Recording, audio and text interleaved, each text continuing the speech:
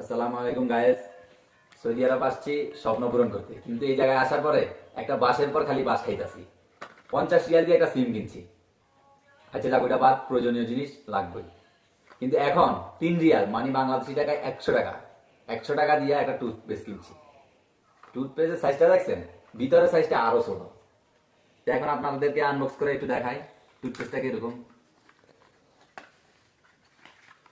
এই যে দেখছেন টুথপেস্ট, টুথপেস্টটা এই যে আমার আঙুলের সমান, মিডল ফিঙ্গারের সমান টুথপেস্টটা। কিন্তু আফসোস, কিছু করার নাই, কিনতে তো হইব। দাঁত পরিষ্কার করতে হলে এটা তো কিনতে হইব নাকি? ঠিক আছে, আপনারা বিদেশে আসার আগে সবাই বাড়ি থেকে প্রস্তুতি নিয়ে আসবেন, বেশি বেশি করে টুথপেস্ট, টাকা পয়সা বেশি করে নিয়ে যাবেন। কারণ স্মোক, এই যে বিশেষ করে ধূমপান, যারা ধূমপান করেন তারা একটা করে সিগারেট নিয়ে যাবেন, কারণ এই দেশে আইয়া সিগারেট কিনে খাওয়ার মতো সামর্থ্য আপনার থাকবো না। ঠিক আছে, এটা মনে রাখবেন বিশেষ করে। তা আশা করি আমি স্মোক করি না, আমার সাবজেক্ট বাদে দিলাম। ঠিক আছে, ধন্যবাদ।